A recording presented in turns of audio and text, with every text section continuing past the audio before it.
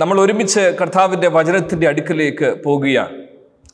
ഈ കാലഘട്ടത്തിൽ നമുക്ക് ആവശ്യമായിട്ടുള്ള ഒരു സന്ദേശം ഞാൻ കഴിഞ്ഞ ദിവസങ്ങളിൽ കർത്താവിനോട് പ്രാർത്ഥിക്കുകയും ജാഗരിക്കുകയും ധ്യാനിക്കുകയും ചെയ്തപ്പോൾ 1 പത്രോസിൻ്റെ ലേഖനം 5-ാമത്തെ അധ്യായം അതിൻ്റെ 13-ാമത്തെ വാക്യമാണ് നിങ്ങളുടെ ഉള്ളിൽ നിങ്ങളോട് അറിയിക്കുവാനായി കർത്താവിൻ്റെ ആത്മാവ് എൻ്റെ ഉള്ളിൽ പ്രകാശിപ്പിച്ച വാക്യഭാഗം. 1 പത്രോസ് 5-ാമത്തെ അധ്യായം അതിൻ്റെ 13-ാമത്തെ വാക്യം. ഞാൻ ആ വാക്യം വായിക്കുന്നു. നിങ്ങളോടൊപ്പം തിരഞ്ഞെടുക്കപ്പെട്ട ബാബിലോണിലെ സഭയും. ഞാൻ അവിടെ കൊണ്ട് നിർത്തുകയാണ്.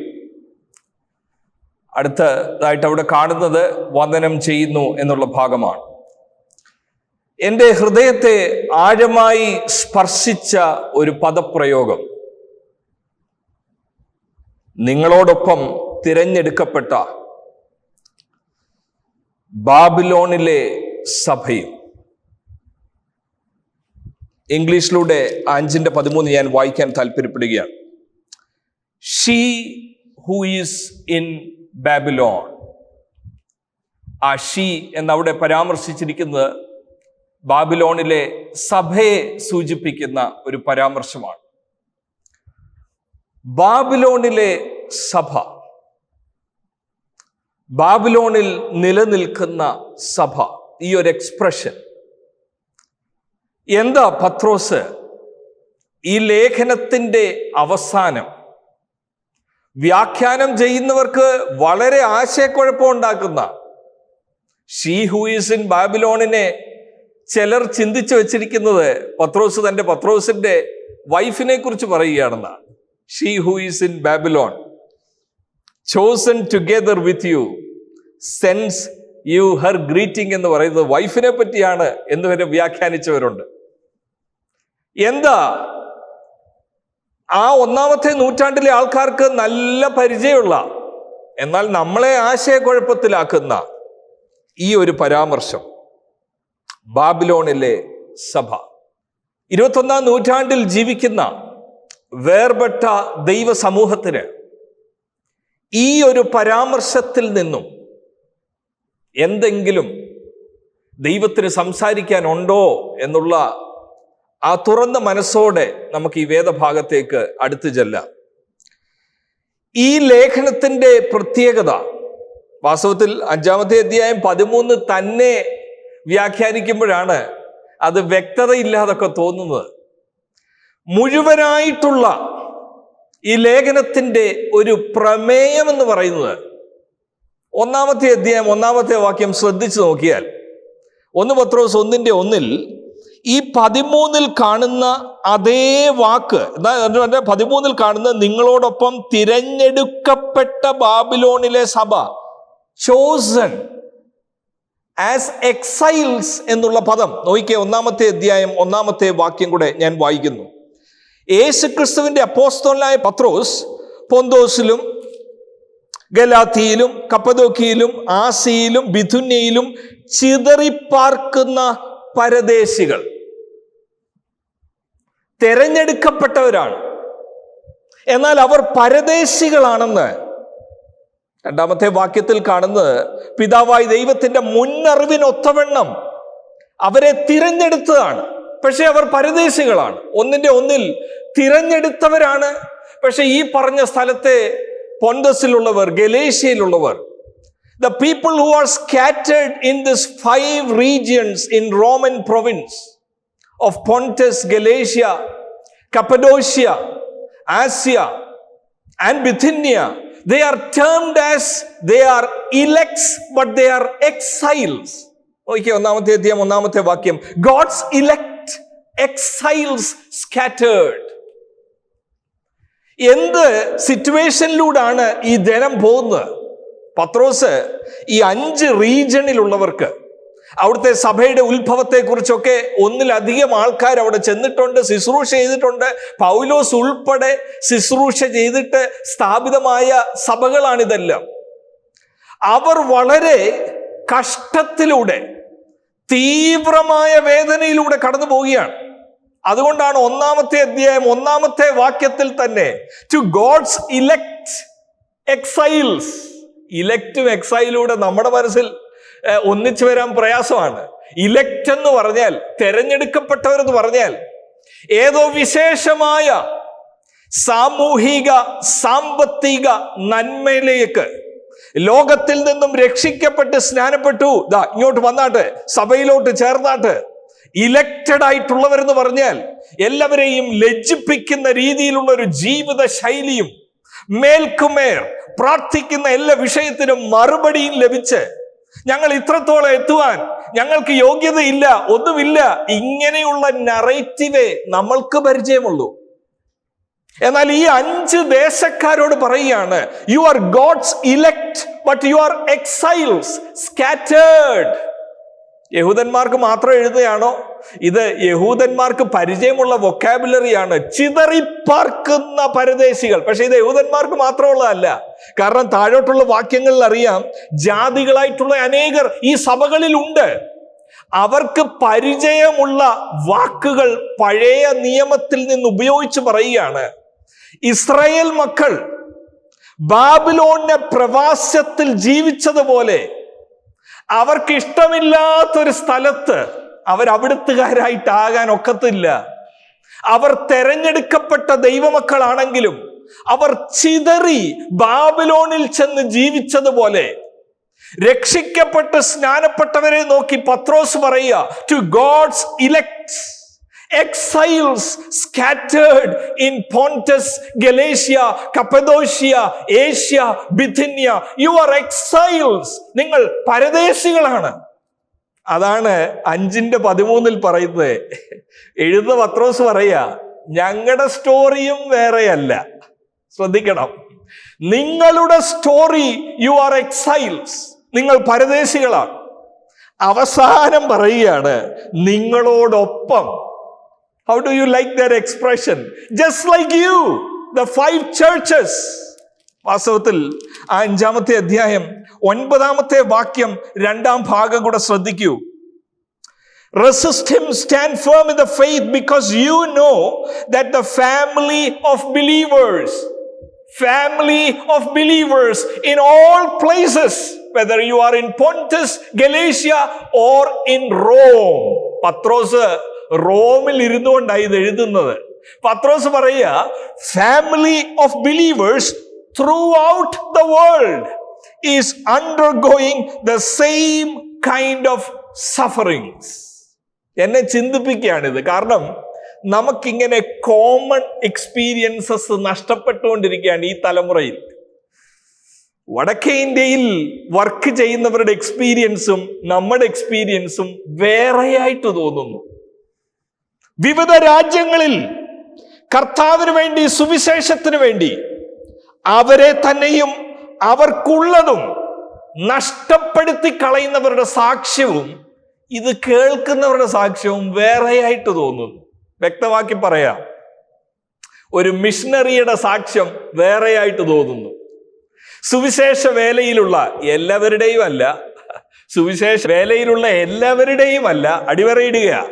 സുവിശേഷ വേലയിലുള്ള ചിലരുടെ സാക്ഷ്യം കേൾക്കുമ്പോൾ ഭയങ്കര കഷ്ടപ്പാടല്ലേ, നിന്നയല്ലേ, ഒത്തിരി ഉണ്ടാക്കാൻ സാധ്യത ഉണ്ടായിട്ട് ഉണ്ടാക്കിയില്ലല്ലേ, ഇപ്പോഴും ആ പഴയ വീട്ടിലാണോ താമസിക്കുന്നത്, ഇപ്പോഴും അവിടെ തന്നെയാണോ? പക്ഷെ ചിലരുടെ സാക്ഷ്യം കേൾക്കുമ്പോൾ ഇതെന്താ ഇങ്ങനായത്?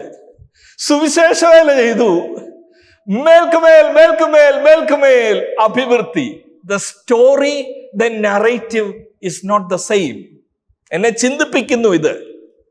1-ാം അധ്യായം 1-ൽ നിങ്ങളുടെ സ്റ്റോറി, നിങ്ങൾ പരദേശികളാ, നിങ്ങളോടൊപ്പം തിരഞ്ഞെടുക്കപ്പെട്ട, നിങ്ങളെ തിരഞ്ഞെടുത്തു, ഞങ്ങളെയും തിരഞ്ഞെടുത്തു, നിങ്ങളോടൊപ്പം തിരഞ്ഞെടുക്കപ്പെട്ട ബാബിലോണിലെ സഭ. ബാബിലോണിലെ സഭ എന്ന് പറഞ്ഞാൽ എന്താ അർത്ഥമാക്കുന്നത്? റോമിൽ ഇരുന്ന് ഈ ലെറ്റർ എഴുതുമ്പോൾ ചരിത്രം പറയുന്നത്, സഭാപിതാക്കന്മാർ പറയുന്നത്, റോമിൽ ശുശ്രൂഷിക്കുന്ന പത്രോസ് പറയുകയാണ്, ഈ ഗ്ലാമറസ് ആയിട്ടുള്ള റോമിനെ ഞാൻ കാണുന്നത് റോം വരെ വരാനൊത്തെന്നോ നിങ്ങളൊക്കെ ബിഥിന്യയിലും പൊണ്ടസിലും ആണല്ലോ, ഇതൊക്കെ അങ്ങ് മാറും കേട്ടോ, ഞങ്ങളുടെ സാക്ഷ്യം ഇവിടുന്ന് കേട്ടെ എന്നല്ല. ഈ റോമിനെ പത്രോസ് വിളിക്കുന്നത് നിങ്ങളോടൊക്കെ ഒപ്പം തിരഞ്ഞെടുക്കപ്പെട്ട ബാബിലോണിലെ സഭ, നിങ്ങൾ പരദേശികൾ എന്ന പോലെ അന്ന് ഇസ്രായേൽ മക്കൾ ബാബിലോണിൽ ജീവിച്ചതുപോലെ ഈ റോമിൽ ഞങ്ങൾ ജീവിക്കുമ്പോൾ, this is like living in a foreign land, we are not in our home land. എന്നെ കേൾക്കുന്ന പ്രിയ ദൈവമക്കളെ, നിങ്ങളിൽ എത്ര പേർക്ക് ഈ എക്സ്പ്രഷൻസുമായിട്ട് ഒന്ന് കണക്ട് ചെയ്യാൻ കഴിയുന്നു? I am God's elect but I am an exile. I am in exile. ഞാൻ പരദേശിയാണ്. I am a stranger. ഇവിടെ നോക്കിക്കേ, ഈ എക്സ്പ്രഷൻ ആവർത്തിച്ച് 1-ാം അധ്യായം 17-ാമത്തെ വാക്യം ശ്രദ്ധിക്കൂ.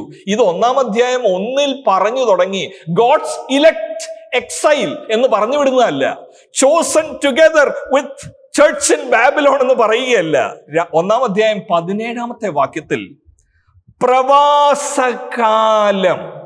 അപ്പോൾ പത്രോസിന്റെ അണ്ടർസ്റ്റാൻഡിങ് എന്ന് പറഞ്ഞാൽ എന്തിനാ പത്രോസ് എന്ന് പറയുന്നത്? The early Christian understanding of Christian life is to live in this world as sojourners, as strangers, as foreigners. We are not in our permanent place.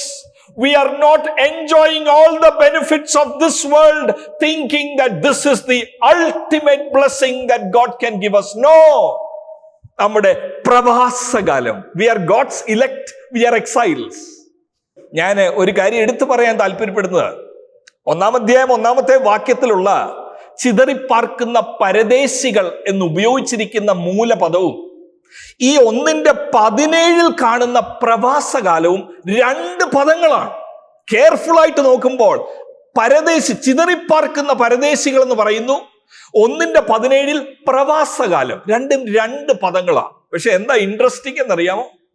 2-ാമത്തെ അധ്യായം 11-ാമത്തെ വാക്യത്തിൽ ഈ 2 പദവും ഒരുമിച്ച് ഒറ്റ വാക്യത്തിൽ കൊണ്ടുവരികയാണ്. നോക്കിയേ, ചാപ്റ്റർ 2 and verse 11. അവിടെ പറയുന്നത് എന്താ? 2-ാമത്തെ അധ്യായം 11-ാമത്തെ വാക്യത്തിൽ, പ്രിയമുള്ളവരെ, പ്രവാസികളും പരദേശികളുമായ നിങ്ങളെ. ഈ ഒരു സത്യം വാസ്തവത്തിൽ ഞാനൊരു കാര്യം വളരെ ലജ്ജയോടും സങ്കടത്തോടും കൂടെ പറയട്ടെ. കഴിഞ്ഞൊരു ദിവസം ഞാൻ ഒരു ബുക്ക് വായിക്കുകയുണ്ടായി. അതിനകത്ത് പെന്റക്കോസ്റ്റലിസത്തെ പറ്റിയാണ് പറയുന്നത്. അതിനകത്ത് ഒരു പ്രത്യേക ഭാഗത്ത് ഓഥർ എഴുതുകയാണ്, പെന്റിക്കോസ്റ്റൽസ് ഹാവ് ചേഞ്ച്ഡ് എ ലോട്ട്. അവരുടെ പ്രസംഗവും മാറി. അവരുടെ പ്രസംഗം, നേരത്തെ ഉണ്ടായിരുന്ന പ്രസംഗം എന്ന് പറയുന്നത് this world is not our home. അതാണ് അവരുടെ പ്രസംഗം. പാട്ടുകാരൻ പറഞ്ഞതുപോലെ, ജിം റീവ്സ് പറഞ്ഞതുപോലെ, this world is not my home. I am just passing through. My treasures are laid up somewhere beyond the blue. The angels beckon me from heaven's open door, and I can't feel at home. I can't feel at home in this world anymore. ഇതാ പെന്റിക്കോസ്റ്റലിസം ആദ്യം പറഞ്ഞത്. പക്ഷെ ഇന്ന് ഇവര് പറയുന്നത് അസറ്റും എല്ലാം ഒത്തിരി ആയി കഴിഞ്ഞപ്പം എങ്ങനെ മറ്റുള്ളവരെ സഹായിക്കാം, നമുക്കൊരു സ്ട്രാറ്റജി ഉണ്ടാക്കാം. ഈ വേൾഡ് അല്ല എൻ്റെ വേൾഡ് എന്നുള്ള പ്രസംഗം പെന്റിക്കോസ്റ്റലിസത്തിൽ ഇപ്പൊ ഇല്ല, മാറുന്നു. അതിനെ അവര് പ്രോഗ്രസീവായിട്ടാണ് കാണുന്നത്. കാരണം തുടങ്ങിയ സമയത്ത് ഒന്നും എടുത്തു പറയാൻ ഇല്ലാത്തത് കൊണ്ട് പറഞ്ഞത് മൊത്തം നിത്യത, പരദേശികളാണ്, സ്ട്രേഞ്ചേഴ്സ് ആണ്. പക്ഷേ ഇന്ന് സോഷ്യൽ മൊബിലിറ്റി നടന്നത് കൊണ്ട്, അപ്പർ ലാഡറിലോട്ട് കയറിയത് കൊണ്ട്, ആ അപ്പർ ലാഡറിൽ കയറിയതും പറയുന്നത് യേശുവിനെ അറിഞ്ഞതിന്റെ നന്മയായിട്ട് കയറിയത് കൊണ്ട് പരദേശി എന്നുള്ള കോൺസെപ്റ്റ് പോയിട്ട് ഈ ലോകത്തിൽ ഒരു ദൈവ പൈതലായി. എത്ര നാളാണോ ദൈവം ആഗ്രഹിക്കുന്നത് ജീവിക്കാം, അതിനെക്കുറിച്ച് മാത്രം ചിന്തിക്കുന്ന ഒരു സമൂഹമായി പെന്റക്കോസ്റ്റലിസത്തിന്റെ സന്ദേശം മാറി എന്ന ആൾക്കാർ ബുക്ക് എഴുതുകയാണ്. അവിടെയാ ശ്രദ്ധിക്കേണ്ടത്. 2:11 നോക്കിക്കേ, ഈ 2 പദം കൂടെ ഒരുമിച്ച് വരുന്നു. ഏത് 2 പദം? പരദേശികൾ എന്ന് 1:1 1-ാം അധ്യായം 17 പ്രവാസകാലം എന്ന് പറയുന്നതും 2:11 പ്രവാസികളും പരദേശികളുമായ നിങ്ങളെ. എന്നെ ചിന്തിപ്പിക്കുന്നത്, ഒരു പക്ഷെങ്കിൽ പത്രോസിന് ഈ 2 പദവും ലഭിക്കുന്നത് എവിടെ നിന്നാണെന്ന് ചോദിച്ചു കഴിഞ്ഞാൽ, Septuagint Greek translation of the Hebrew Old Testament. പഴയ 39 പുസ്തകങ്ങളുടെ യവനായ പരിഭാഷയിൽ ഈ രണ്ട് പദവും ഒരുമിച്ച് വരുന്ന ഒരിടമുണ്ട്. ഏത് രണ്ട് പദം? പരദേശിയും പ്രവാസികളുമാണ് എന്നുള്ളത് ഒരുമിച്ച് വരുന്ന ഒരിടമുണ്ട്. അത് വേറെ എങ്ങുമല്ല. ഉൽപ്പത്തി പുസ്തകം 23-ാം അധ്യായം 4-ാമത്തെ വാക്യത്തിൽ, ഞാൻ നിങ്ങളുടെ ഇടയിൽ, അബ്രഹാം, ഞാൻ നിങ്ങളുടെ ഇടയിൽ പരദേശിയും വന്നു പാർക്കുന്നവനുമാകുന്നു. പരദേശി, പ്രവാസത്തിൽ എന്നൊക്കെ പറഞ്ഞാൽ ടെമ്പറാലിറ്റി. I am just passing by. ഞാൻ താമസിക്കുന്ന രാജ്യം, ഞാൻ ചെയ്യുന്ന ജോലി, എന്റെ ബാങ്ക് അക്കൗണ്ട്, മക്കൾ, this is all temporal. I am waiting for the other side. I am waiting for seeing God face to face. ഇതാണ് ഇവിടുത്തെ ആശയം എന്ന് പറഞ്ഞാൽ, കുറച്ചുകൂടെ പറഞ്ഞാൽ ആ എബ്രായ ലേഖനം 11:13 കാണുന്ന പോലെ ആ 11-ാമത്തെ അധ്യായത്തിന്റെ വിവരണത്തിന്റെ ഒത്ത നടുക്ക് വന്നിരിക്കുകയല്ലേ. ഇവർ എല്ലാവരും വാഗ്ദത്ത നിവൃത്തി പ്രാപിക്കാതെ ദൂരത്ത് നിന്ന് അത് കണ്ട് അഭിവന്ദിച്ചും ഭൂമിയിൽ തങ്ങൾ അന്യരും പരദേശികളും എന്ന് ഏറ്റുപറഞ്ഞും കൊണ്ട്, നമ്മൾ ഒരുമിച്ച് ഇത് ഏറ്റുപറയുന്നു എങ്കിൽ we are foreigners, we are strangers. Church in Babylon പോലെ, ബാബിലോണിലെ സഭ പോലെ ഞങ്ങൾ പാർക്കുന്ന ഇടം ഞങ്ങൾക്ക് അനുകൂലമല്ല. ഞങ്ങളെ ത്രസിപ്പിക്കുന്നതല്ല ഈ കൾച്ചർ. ഞങ്ങൾക്ക് വിപരീതമായി ആ കൾച്ചറിലേക്ക് ഞങ്ങളെ സ്ക്വീസ് ചെയ്യാൻ നിൽക്കുന്ന, ഞങ്ങളുടെ നല്ലതിനു വേണ്ടി പ്രവർത്തിക്കുന്നതല്ല, എന്നിലെ ദൈവികതയെ നശിപ്പിക്കാൻ സാധ്യതയുള്ള, എന്നെ ലോകമയത്വത്തിലേക്ക് വിടാൻ സാധ്യതയുള്ള, എന്നെ ദൈവത്തിൽ നിന്ന് അകറ്റാൻ സാധ്യതയുള്ള ഒരു ദേശത്താണ് ഞാൻ ജീവിക്കുന്നത്. I am in Babylon. പരദേശി, പ്രവാസത്തിൽ താമസിക്കുന്ന. പ്രിയ ദൈവമക്കളെ, ശ്രദ്ധിച്ച് കേൾക്കൂ. ഒത്തിരി 1-ാം നൂറ്റാണ്ടിലെ ഞാൻ ഈ 1 പത്രോസ് വായിക്കുമ്പം ഞാനൊരു ചേർച്ചിലെ പാസ്റ്ററിനെ ചിന്തിച്ചു പോവുകയാണ്. കാരണം പാസ്റ്റർഷിപ്പിൽ ഇരിക്കുന്നവർക്ക് എല്ലാവർക്കും അറിയാം, ഈ കറക്റ്റിംഗ് ഓർ റെബ്യൂക്കിംഗ് കൊണ്ട് മാത്രം ചർച്ച് മിനിസ്ട്രിയിൽ മുൻപോട്ട് പോകാൻ സാധ്യമല്ല. കറക്റ്റിങ്ങും റെബ്യൂക്കിങ്ങിനോടൊപ്പം എൻകറേജിങ്, കംഫർട്ടിങ്, ഇതെല്ലാം ദൈവവചനത്തിന് പറയാനുണ്ട്.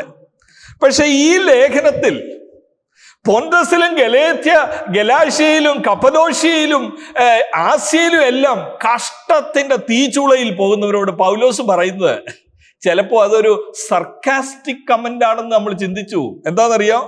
അതിന്റെ 2-ാമത്തെ അധ്യായം 3-ാമത്തെ വാക്യത്തിൽ പറയാ, ദേ എല്ലാരും കേട്ടെ, നിങ്ങളെല്ലാം എക്സൈൽസ് ആണ്, പക്ഷേ now that you have tasted that the Lord is good, കർത്താവ് നല്ലവനാണെന്ന് രുചിച്ചറിഞ്ഞു.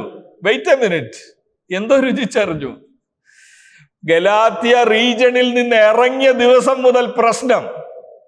പോന്തോസിൽ നിന്നും ബിഥിനിയയിൽ നിന്നും ഇറങ്ങിയ ദിവസം മുതൽ പ്രശ്നം. റോമിലാണെങ്കിൽ ക്രിസ്ത്യാനികളെ ഉപദ്രവിക്കുന്നു. എന്താ പറയുന്നത്? U have tasted that the lord is good. എന്തായി പറയുന്നതെന്നറിയാം? ആ 1-ാമത്തെ അധ്യായം 2-ാമത്തെ വാക്യം ഒന്ന് ശ്രദ്ധിച്ചു നോക്കി. എന്നെ ചിന്തിപ്പിക്കുന്നത്, നമ്മൾ പരദേശികളായത്, അല്ലെങ്കിൽ നമ്മൾ പ്രവാസത്തിലായത്, സഭ ബാബിലോണിൽ എന്നവണ്ണമാണ് എന്ന് പറയുന്നത് യാദൃശ്ചികമല്ല. This is an appointment. നിങ്ങൾ തിരിച്ചറിഞ്ഞിട്ടുണ്ടോ? നമ്മളെ വിവിധ ദേശങ്ങളിൽ നിന്നും, most of you who are listening to me, we hail from Kerala, from different parts in Kerala, Mavelikara or Kottayam or different Tiruvalla or I don't know, Punalur. There is a reason why God has chosen us. എന്താ വിളിയുടെ പ്രത്യേകത? തൃത്വത്തെ കാണാം 2-ാം വാക്യത്തിൽ. നോക്കിയേ, പൗലോസ് പറയാ, U have tasted that the lord is good. എന്തോ രുചിച്ചറിഞ്ഞു? സാഹചര്യത്തെ രുചിച്ചറിഞ്ഞോ? ഇല്ല, സാഹചര്യത്തിൽ എക്സൈലാണ്, സാഹചര്യത്തിൽ പരദേശിയ, പക്ഷെ എന്തോ രുചിച്ചറിഞ്ഞു. 2-ാമത്തെ വാക്യത്തിൽ, പിതാവായ ദൈവത്തിന്റെ മുന്നറിവിനൊത്തവണ്ണമാണ് നീ പരദേശിയായത്. എന്നെ ഇന്ന് സന്തോഷിപ്പിക്കുകയാണ് യാഥാർത്ഥ്യം. I am appointed I am chosen to live this life as a stranger, as a foreigner. പിതാവ് എന്നെ തെരഞ്ഞെടുത്തു. തീർന്നില്ല. അതേ വാക്യത്തിൽ പറയുക, ഇറ്റ് ഈസ് ഹോളി സ്പിരിറ്റ്, അല്ലേ? ആത്മാവിന്റെ വിശുദ്ധീകരണം പ്രാപിച്ച്. How did you become? Who has chosen you? ആര് നിന്നെ തെരഞ്ഞെടുത്തു? Father has chosen you. How did you become a stranger? It is by the work of the Holy Spirit. Why did you become a stranger? എന്തിനാണ് എക്സൈലിൽ ജീവിക്കുന്നത് പോലെ ബാബിലോണിലെ സഭ എന്തിനാണ്? ആ വാക്യത്തിൽ എഴുതിയിരിക്കുക, യേശു ക്രിസ്തുവിന്റെ രക്തത്താൽ തളിക്കപ്പെടുവാനായി വൃതന്മാർക്ക് എഴുതുന്നത് to be obedient to Jesus. തൃത്വത്തെ കാണുന്നുണ്ടോ ആ വാക്യത്തിൽ? പിതാവിന്റെ തെരഞ്ഞെടുപ്പ്, ആത്മാവിന്റെ വിശുദ്ധീകരണത്താൽ യേശു ക്രിസ്തുവിനോടുള്ള അനുസരണത്തിന് വേണ്ടി ഈ ദേശത്ത് എവിടെയാണോ താമസിക്കുന്നത്, ഐ ആം എ ഫോറിനർ, പരദേശിയായി പ്രവാസത്ത് ജീവിതത്തിലേക്ക് വിളിക്കപ്പെട്ടവർ. അപ്പം ഞാൻ മുമ്പേ ഓർപ്പിച്ച പോലെ ഈ now that you have tasted Lord is good എന്ന് അവരെങ്ങനെ ചിന്തിക്കും? അതുപോലെയാണ് ഈ പ്രവാസം എന്നുള്ള ലാംഗ്വേജും. കേട്ടോ, ഞാൻ ഒരല്പം ചരിത്രത്തിൽ നോക്കിയപ്പം ഈ 1-ാമത്തെ നൂറ്റാണ്ടിൽ ഇത് എഴുതുന്ന സമയത്ത് പ്രവാസ ജീവിതം എന്ന് പറഞ്ഞാൽ, ഇന്നത്തെ കാലഘട്ടത്തിലും പ്രവാസ ജീവിതം എന്ന് പറഞ്ഞാൽ it is not an exciting life. പ്രവാസ ജീവിതം എന്ന് പറഞ്ഞാൽ പെയിൻഫുൾ ആണ്. ഇത് എഴുതുന്ന സമയത്ത് പ്രവാസ ജീവിതം എന്ന് പറഞ്ഞാൽ എക്സൈലിൽ ജീവിക്കുക. നമ്മുടെ സ്ഥലത്തല്ല നമ്മൾ ജീവിക്കുന്നത്. അങ്ങനെ ഒരാള് ഫോറിനർ ആയിട്ട് ജീവിച്ചാൽ ഈ റോമാക്കാർക്ക് എല്ലാ അവകാശമുണ്ട് to deport them when they want. അവർക്ക് പെർമനന്റ് ആയിട്ട് ജീവിക്കാനൊക്കത്തില്ല, ഏത് സമയത്തും അവരെ മാറ്റാം. തീർന്നില്ല. They are excluded from voting and land holding privilege. അവർക്ക് സ്ഥലം വാങ്ങിച്ച് വീട് വെച്ചങ്ങ് സെറ്റിൽ ചെയ്യാനൊക്കത്തില്ല. Because they are strangers. They have limited access to legal protection. എന്തെങ്കിലും കേസോ കാര്യങ്ങളോ ഉണ്ടായാൽ സിറ്റിസൺസിനോടാണ് വഴക്കുണ്ടാക്കാൻ പോകുന്നതെങ്കിൽ, പ്രവാസിയാണെങ്കിൽ, പരദേശിയാണെങ്കിൽ, you are going to lose because legal protection is very limited. തീർന്നില്ല. They were restricted in regard to intermarriage. അവർക്ക്, പ്രവാസികൾക്ക്, ആ ടൗണിലുള്ളവരെ, സിറ്റിസൺസിനെ വിവാഹം കഴിക്കാൻ റെസ്ട്രിക്ഷൻ ഉണ്ട്. വിത്ത് റിഗാർഡ് ടു കൊമേഴ്സ്, അവർക്ക് അവരുടെ തന്നെ ബിസിനസ് തുടങ്ങാൻ ഒക്കത്തില്ല. കാരണം അവർ പ്രവാസിയാണ്, അവർ എക്സൈലിലാണ്. Because of their different language, culture, customs, they are perceived as odd people. അവരെ നോക്കുന്നവർ പറയും സഹതാപത്തോടെ, എക്സൈലിലല്ലേ, പരദേശിയല്ലേ, പ്രവാസമായല്ലേ. പത്രോസ് പറയുക, ഈ വിളിക്ക് വേണ്ടി നിങ്ങൾ താമസിക്കുന്ന ദേശത്ത് നിങ്ങൾ എന്തോ ലെസ് പ്രിവിലേജ്ഡ് ആണെന്ന് ആൾക്കാർ ചിന്തിക്കുമ്പോൾ, നിങ്ങൾ താമസിക്കുന്ന ദേശത്ത് മറ്റുള്ളവർ ചെയ്യുന്ന കാര്യം ചെയ്യാതിരിക്കുമ്പോൾ, വിടക്കെന്നെണ്ണുമ്പോൾ, rejoice, you have tasted that the lord is good. അതൊരു നിയമനമായിട്ട് പത്രോസ് പറയുകയാണ്, ഒരു ഭാരമായിട്ടല്ല, ഒരു നിയമനമായിട്ട് പറയുകയാണ്. ഇവിടത്തെ ഈ ക്രിസ്ത്യൻസിനോടുള്ള ബന്ധത്തിൽ, ബിലീവേഴ്സിനോടുള്ള ബന്ധത്തിലെ അവര് എക്സൈൽസ് ആയിട്ട് ജീവിക്കുമ്പോ ഇങ്ങനെ ചരിത്രം പറയുന്നത്, അവര് ഈ വീടുകളിലല്ലേ കൂടുന്നത്. റോമിലെ പ്രൊവിൻസിലുള്ള എല്ലാവരും വലിയ ടെമ്പിളിലൊക്കെ പോയി ആരാധിക്കുമ്പോ ഇവരെല്ലാം കൂടെ 15 പേര് 20 പേര് മുറികളിൽ, റൂംസിനകത്ത്, ഹൗസ് ചർച്ചിൽ ഇരിക്കുന്നതിനെ ആ ദേശം വിളിച്ചിരുന്നത്, this is an example of depraved and extravagant superstition. ഇവിടല്ലേ ദൈവമുള്ളത്? ഈ വലിയ ദേവൻ ഇരിക്കുന്ന സ്ഥലത്ത് വിട്ട് വീടുകളിൽ 15 പേര് ഇരിക്കുന്നത്, ദിസ് ഇസ് ഡിപ്രൈവ്ഡ് മൈൻഡ്. ഇവർക്ക് ചിന്തിക്കാൻ കഴിവില്ലാത്തവരാണ്. This is height of superstition. ഇവരെ വിടക്കെന്നെണ്ണുന്ന, ഭോഷന്മാരായി കരുതുന്ന, എന്തെങ്കിലും ദേശത്ത് ഡിസാസ്റ്റർ ഉണ്ടായാൽ എല്ലാവരും കൂടെ പറയും, ഇവര് നിമിത്തമാ. ഇന്നത്തെ കാലത്തെ പ്രത്യേകിച്ച് മലയാളക്കരയിൽ നിന്ന് ഏറ്റവും കൂടുതൽ ഗൂഗിൾ സെർച്ച് ചെയ്യുന്ന ഒരു ഐറ്റം, പല ഐറ്റം ഉണ്ട്, ഏറ്റവും കൂടുതൽ ഗൂഗിൾ സെർച്ച് ചെയ്യുന്ന ഒരൈറ്റം മലയാളക്കരയിൽ നിന്നുള്ളത് എന്തായിരിക്കും എന്ന് ചോദിച്ചാൽ, അഡ്വാൻറ്റേജസ് ഓഫ് PR. ഈ കഴിഞ്ഞ ദിവസം എൻ്റെ ഒരാൾ സ്നേഹിതൻ പറഞ്ഞു, ജോയെ പ്രാർത്ഥിക്കുക, എങ്ങനെങ്കിലും വേറൊരു ദേശത്തേക്ക് പോകണം. ഞാൻ ചോദിച്ചാൽ എന്താ, what's wrong with the current job? ഒന്നുമല്ല, ഇവിടെ നിന്ന PR കിട്ടത്തില്ല. I want to go to a place where I can have PR, public റിലേഷനെ കുറിച്ചല്ല പറയുന്നത്, പെർമനന്റ് റെസിഡൻസ്. എന്തോ കിട്ടും പെർമനന്റ് റെസിഡൻസിൽ? Right to live and work, to bring your family. തന്നെ പോയാൽ മതി, you can bring your family. Free education കിട്ടും, ഹെൽത്ത് ഇൻഷുറൻസ് കിട്ടും, you can own your business. PR തലയ്ക്ക് പിടിച്ച ഒരു കാലത്താണ് 1 പത്രോസ് 1:1 5:13 ഓർപ്പിച്ച് ഞാൻ നിങ്ങളോട് ഇന്നത്തെ ഈ ദിവസം പറയുന്നത്, we are called to be exiles, foreigners. നിങ്ങൾ താമസിക്കുന്നിടത്ത് നിങ്ങൾ സിറ്റിസൺസ് ആയിരിക്കാം, എനിക്കറിയില്ല. പക്ഷെ ഒരു കാര്യം ഞാൻ വിളിച്ചു പറയാം, സിറ്റിസൺഷിപ്പോ PR അല്ല, ദൈവത്തിന് നമുക്ക് ചെയ്തു തരാവുന്നതിൽ ഏറ്റവും വലിയ കാര്യം, ആ ദേശത്ത് ദൈവമില്ലാത്തവരും PR ആകും, ആ ദേശത്ത് ദൈവവും മതവും ഇല്ലാത്തവരും സിറ്റിസൺസ് ആകും. നമുക്കിന്ന് ഉയർത്തി പറയാനുള്ളത്, where I am a PR or not, I don't care. Whether I got citizenship or not, I don't care. Whether I have 4 bedrooms or 1 bedroom, I don't care. I am chosen by God to be in exile, to be a foreigner. അതിൽ സന്തോഷമുള്ളവർ ഇരിക്കുന്നിടത്ത് കൈ ഉയർത്തി ഒന്ന് സ്തോത്രം ചെയ്യാമോ? ഇത്രയും വലിയൊരു ദൗത്യമാണെന്ന് വന്നത് മനസ്സിൽ. സാധാരണ മനുഷ്യരെ പോലെ ജീവിക്കാനുള്ള വിളിയല്ല ഇത്, ഇതൊരു ഉന്നത വിളിയാണ്. വെള്ളത്തിൻ കുമിള പോലെ മിന്നി വിളങ്ങിടുന്ന ജഡിക സുഖങ്ങൾ എന്നെ അങ്ങോട്ട് മാടി വിളിക്കുമ്പോൾ, no, I am an exile, church in Babylon. കാണുന്നതെല്ലാം അതിന് ബദൽ സംസ്കാരത്തോടെ ജീവിക്കാൻ വിളിക്കപ്പെട്ടവരാ. എനിക്കിനി അടുത്ത സമയത്തിൽ 3 കാര്യങ്ങൾ പറഞ്ഞ് അവസാനിപ്പിക്കുക. ഈ ബദൽ സംസ്കാരത്തിന് വേണ്ടി വിളിക്കപ്പെട്ടവർ. ഏത് ബദൽ സംസ്കാരം? ഫോറിനേഴ്സ്, പരദേശിയാകണം. പ്രവാസമാണിത്. പരദേശി പ്രവാസം കൂടെ ഒരുമിച്ച് വരുന്ന പദമൊക്കെ ഞാൻ കാണിച്ചു. ഇതിനകത്ത് ഈ പ്രവാസ ജീവിതം എങ്ങനെ ഇരിക്കുന്നു? 3 കാര്യങ്ങൾ ക്വിക്ലി. പെന്നും പേപ്പറും ഉണ്ടെങ്കിൽ ഈ 3 കാര്യങ്ങൾ please write it down and think about it. I am learning with you, along with you. I am not preaching to you as though I have understood everything. I am living like this and you are all not living. No, that is not my attitude. Let's all live up to the call as exiles, as foreigners. First and foremost, ഒരു പദം ഈ ലേഖനത്തിൽ ആവർത്തിക്കുന്നതായി നിങ്ങൾക്ക് കാണാം.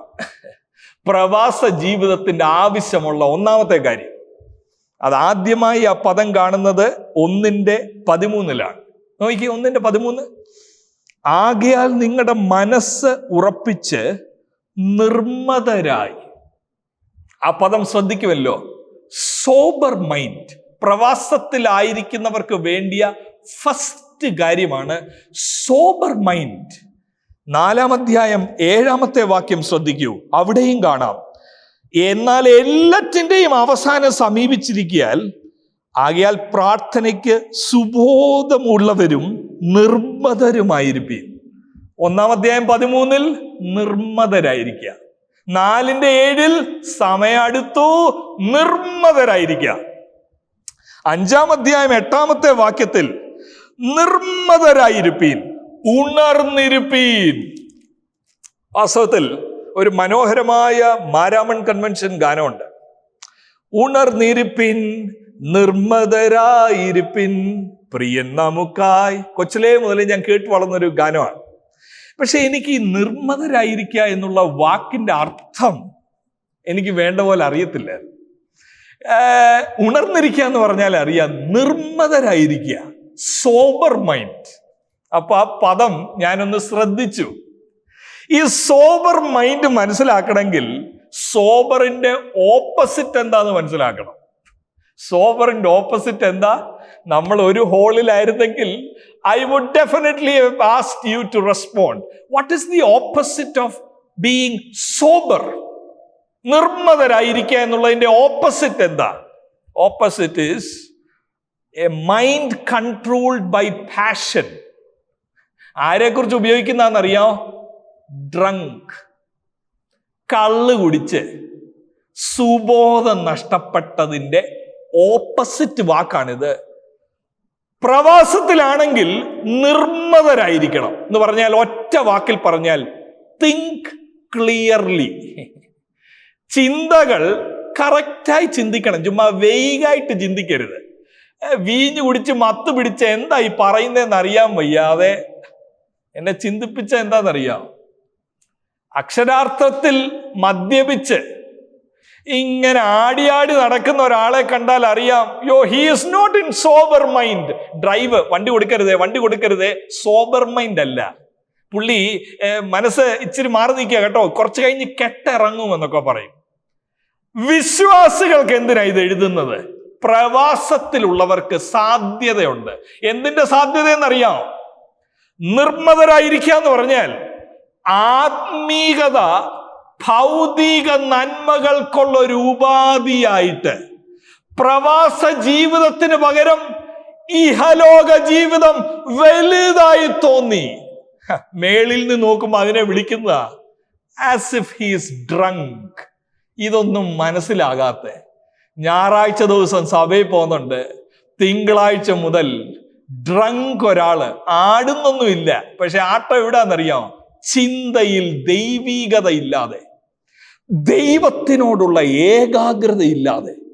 Corinth ലേഖനത്തിൽ പൗലോസിന്റെ ഭാഷ പറഞ്ഞാൽ ഏകാഗ്രത നഷ്ടപ്പെട്ടവരായി, അറ്റൻഷൻ ഡിവൈഡഡ് ആയി. പ്രാർത്ഥിക്കാൻ ഇരിക്കുമ്പോഴും ഒറ്റ കാര്യമുള്ള എൻ്റെ കാര്യം, എൻ്റെ ജോലിയുടെ കാര്യം, എൻ്റെ ആരോഗ്യത്തിന്റെ കാര്യം, എൻ്റെ മക്കളുടെ കാര്യം. It's all about me. ആ നിർമ്മതരായിരിക്കുക എന്നുള്ളതിന് കുറച്ചുകൂടെ ഒരു ലൈറ്റ് വെച്ചാൽ, ആ ഫസ്റ്റ് പ്രയോഗമാണ് ശ്രദ്ധിക്കേണ്ടത്. Very unique expression. Chapter 1 verse 13, നിങ്ങളുടെ മനസ്സ് ഉറപ്പിച്ച് നിർമ്മതരായിരിക്കണം. എന്താ വാക്കിന്റെ അർത്ഥം? ആ മൂലപദത്തിന്റെ അർത്ഥം എന്താകുന്നു? നിങ്ങളുടെ മനസ്സ് ഉറപ്പിക്കുക. You know this metaphor is coming from ഒരു ബാറ്റിലിൽ പോകുന്നതിന് മുമ്പ്, യുദ്ധത്തിന് പോകുന്നതിന് മുമ്പ് മുണ്ട് മടക്കി കുത്തുക.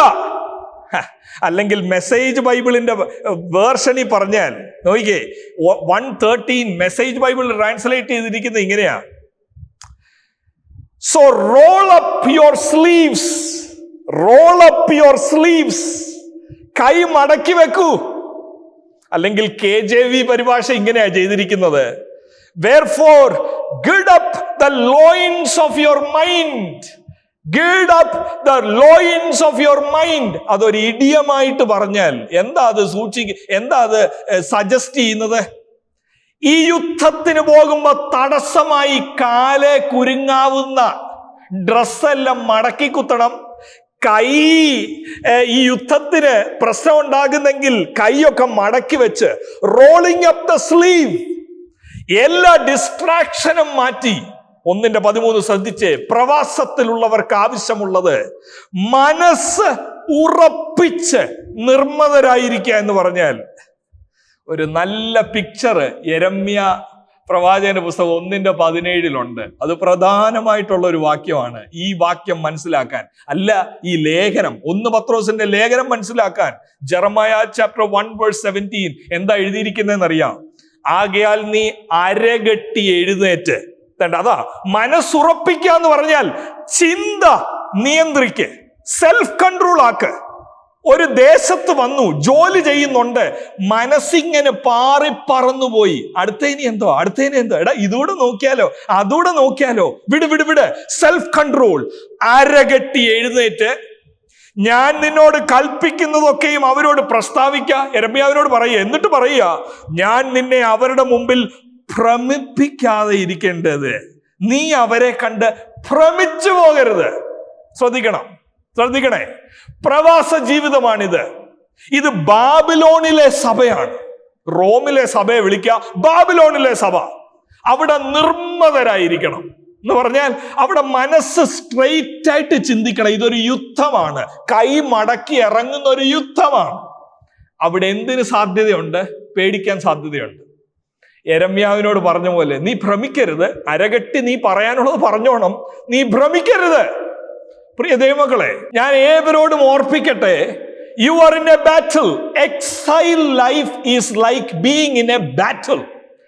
പക്ഷെ ഇവിടുത്തെ പ്രശ്നം എന്താണെന്നറിയാം? ഇന്നത്തെ പോപ്പുലർ പ്രീച്ചേഴ്സ് പറയുന്നത്, ഭ്രമിക്കല്ല്, നീ തകർന്നു പോകാൻ തുടങ്ങുമ്പോൾ നിനക്ക് വേണ്ടി എക്സൈലിൽ എല്ലാരെക്കാട്ടി നല്ലതായിട്ട് എക്സൈൽ ജീവിതം നടത്താനുള്ള സ്ട്രാറ്റജി പറഞ്ഞു തരിക.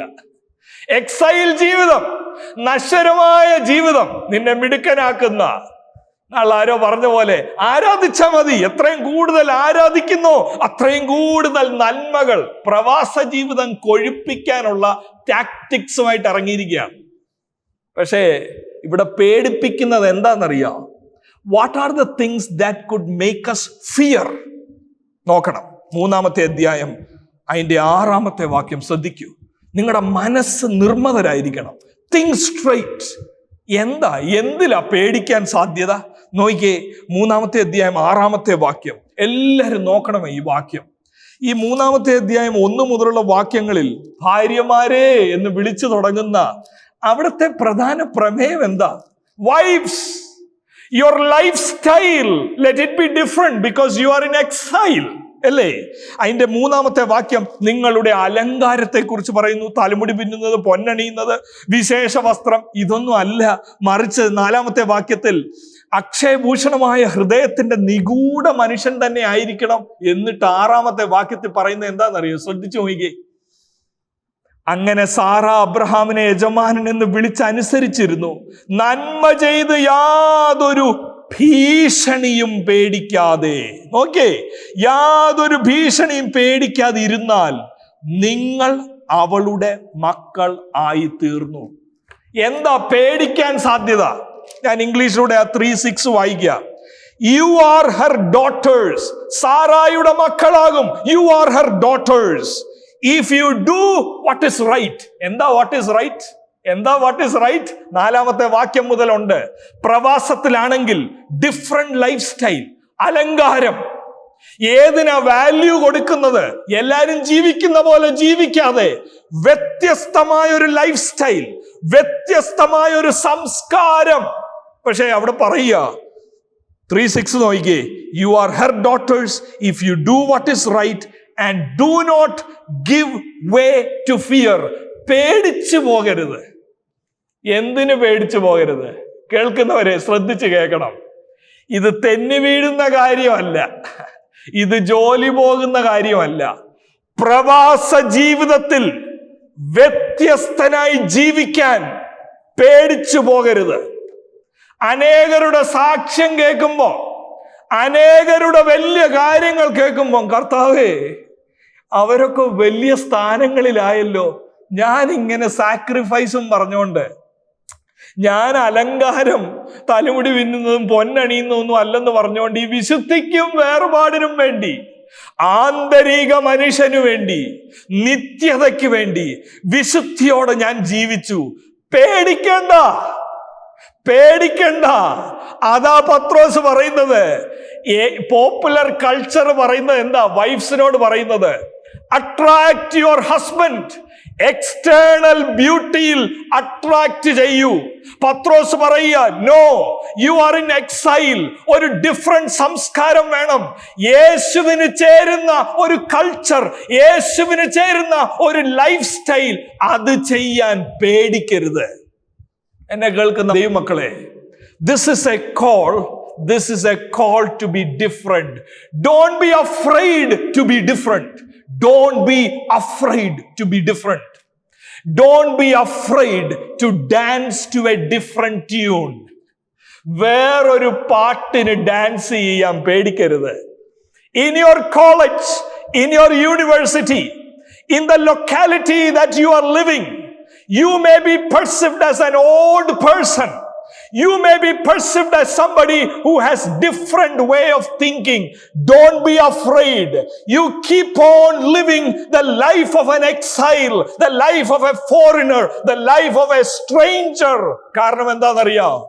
പേടിക്കാതെ വിശുദ്ധിയോടെ പ്രവാസ ജീവിതം നയിച്ചാൽ 1 പത്രോസ് 5-ാമത്തെ അധ്യായത്തിൽ നമുക്കെല്ലാവർക്കും ഇഷ്ടപ്പെട്ട ഏറ്റവും കൂടുതൽ ദുരുപയോഗം ചെയ്യുന്ന ആ വാക്കുണ്ട്, 5-ാമത്തെ വാക്യം. അതുകൊണ്ട് അവൻ തക്ക സമയത്ത് നിങ്ങളെ ഉയർത്തുവാൻ. ഈ തക്ക സമയം എന്നുള്ളത് ഓഗസ്റ്റ് മാസമല്ല, ഈ തക്ക സമയം എന്നുള്ളത് 2023 അല്ല. തക്ക സമയം എന്നുള്ളത് നമ്മുടെ ജീവനായ ക്രിസ്തു വെളിപ്പെടുമ്പോൾ നാമും തേജസ്സിൽ അവനോടുകൂടെ വെളിപ്പെടും. ഇന്നത്തെ ഭവനം ചെറുതാണെങ്കിലും സാരമില്ല. ഇന്ന് വ്യത്യസ്തനായാൽ ആൾക്കാർ നോക്കി പുച്ഛിക്കുന്നെങ്കിൽ സാരമില്ല. മാതാപിതാക്കളോട് ഞാൻ പറയാം, ചിലപ്പോൾ കൂടെ ഒരുമിച്ച് പോകുന്ന ചർച്ചിലെ തന്നെ ചിലർ പറയും, മക്കളെ ഇങ്ങനെ വളർത്തല് കേട്ടോ, അവരവസാനം നിങ്ങളോട് അങ്ങ് കോപിക്കും. കാരണം അവര് വളരെ വ്യത്യസ്തരാ കേട്ടോ. ചർച്ചിൽ തന്നെ അവർ വ്യത്യസ്തരാ. അവസാനം അവര് റിബല് ചെയ്യും. 15 വയസ്സ് കഴിയുമ്പോൾ അവര് റിബല് ചെയ്യും. അത് കേട്ട് പേടിക്കണ്ട. നിത്യതയുടെ കാഴ്ചപ്പാടി മക്കളെ വളർത്തിയാൽ, ഫാമിലി പ്രയറിനിരുന്ന് മോളെ മോനെ, our dad, as parents, we will rejoice when you both are growing in godliness. വിശുദ്ധിയിൽ വളരുന്ന കാണുന്നതാ ഞങ്ങൾക്ക് സന്തോഷം എന്ന് പറയുമ്പോൾ, ചില ഡ്രസ്സിങ്ങിൽ as parents we cannot agree with it because we are in exile, we are foreigners, we are not supposed to follow the popular culture. അത് പറയുമ്പോൾ what you are doing is you are sowing into their life. You are sowing into their life so that they can come up, so that they can become as people who have the guts to live this life without fear. പേടിക്കാതെ ജീവിക്കാൻ. It's a call to be sober minded. 2-ാമത്തെ വേഗത്തിൽ പറയട്ടെ. First നമ്മൾ ചിന്തിച്ചത് sober mind out of reverence to God. ദൈവത്തെ മാത്രം പേടിച്ച്. നോക്കിയ 1 പത്രോസിന്റെ ലേഖനം 3-ാമത്തെ അധ്യായം 14-ാമത്തെ വാക്യം കൂടെ എങ്ങനെ വായിക്കാതിരിക്കും? But even if you should suffer for what is right. വൈഫ്സിനോട് പറഞ്ഞതുപോലെ പറയുക, വൈഫ്സേ നിങ്ങൾ ശ്രദ്ധിക്കണം കറക്റ്റ് കാര്യത്തിൽ, ജനറലായിട്ട് പറയുക. But even if you should suffer for what is right, you are blessed. Do not fear their threats. ഇന്ന് നമ്മുടെ മുമ്പിൽ ആരും വന്ന് പറയത്തില്ലായിരിക്കും, നിന്നെ ഇപ്പൊ നശിപ്പിക്കോടാ, നിന്നെ ഇപ്പൊ ഇല്ലാതാക്കോടാ. പക്ഷേ പരിഹാസങ്ങൾ, സ്ലാൻഡർ, മലീഷ്യസ് ടോക്സ് ഇത് കേൾക്കുമ്പോൾ do not fear, do not be frightened.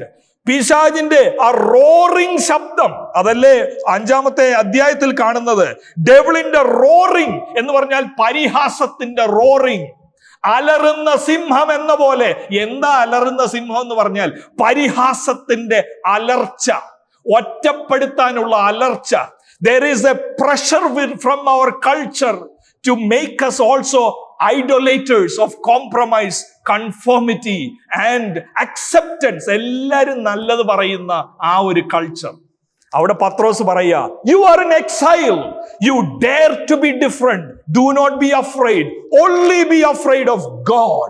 ദൈവത്തെ മാത്രം ഭയക്കുക. 1:17 പറയുന്നു reverence to Christ.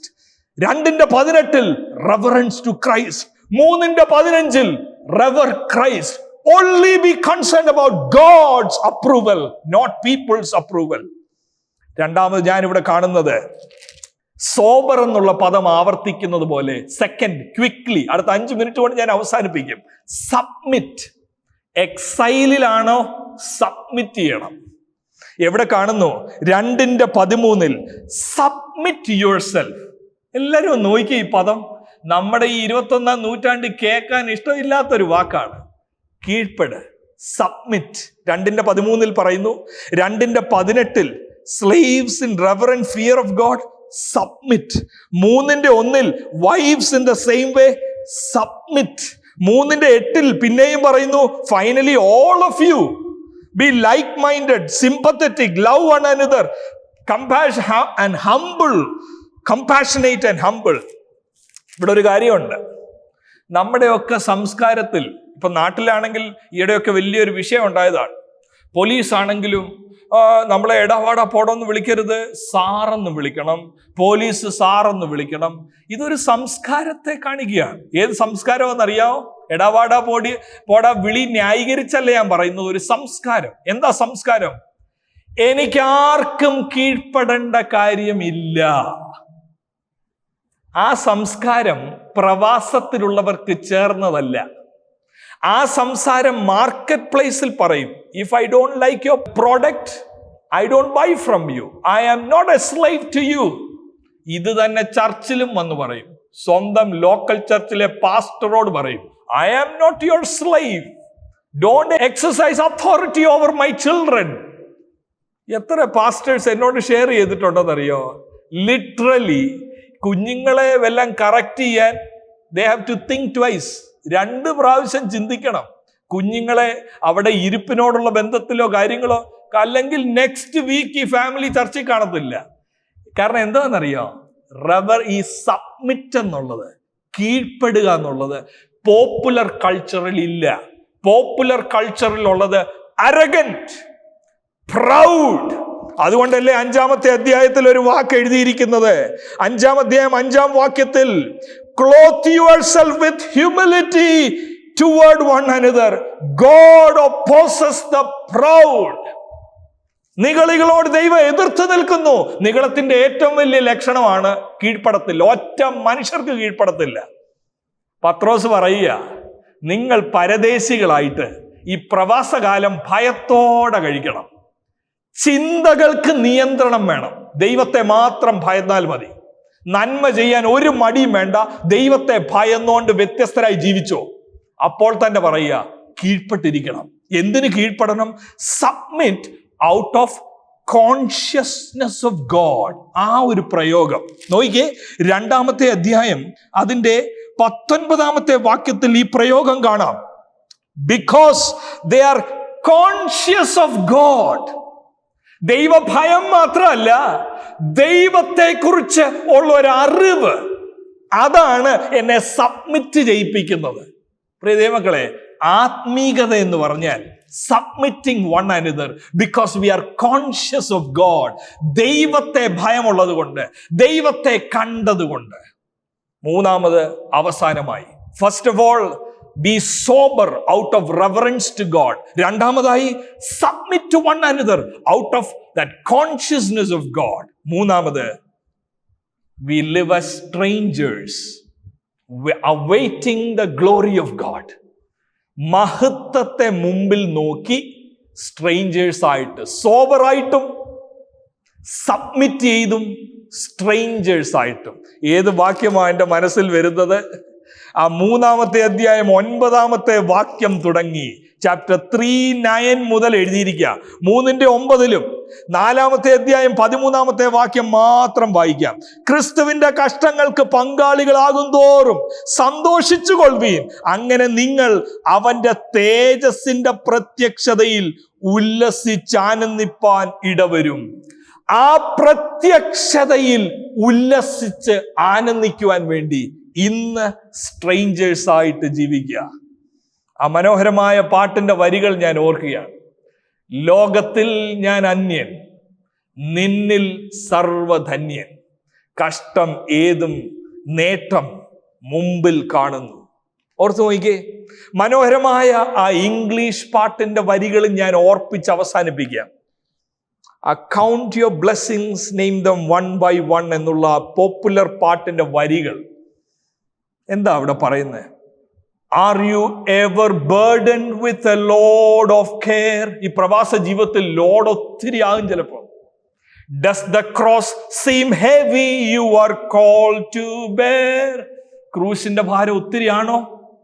Count your many blessings, every doubt will fly. അതാ പത്രോസ് ഇവരോട് പറയുന്നത്, പ്രവാസികളാ, നിങ്ങൾ യേശുവിനെ രുചിച്ചറിഞ്ഞിട്ടുണ്ട്.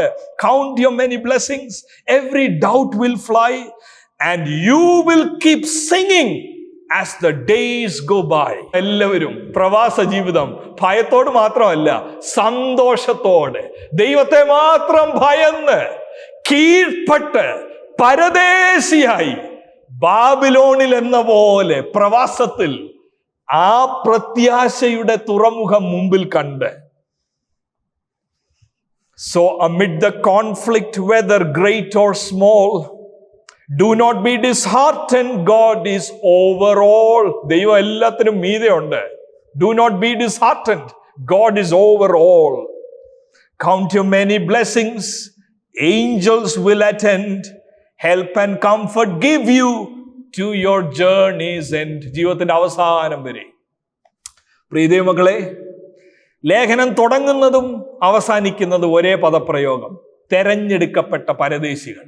ബാബിലോണിലെ സഭ, എല്ലാ സഭകളും പരദേശികളായി ബാബിലോണിലെ സഭ പോലെ ഒരു ഡിഫറെന്റ് കൾച്ചറിന്റെ നടുവിൽ റെമനന്റ് ആയിട്ട് വ്യത്യസ്തരായി കാണപ്പെടുവാൻ കർത്താവ് കൃപ നൽകട്ടെ.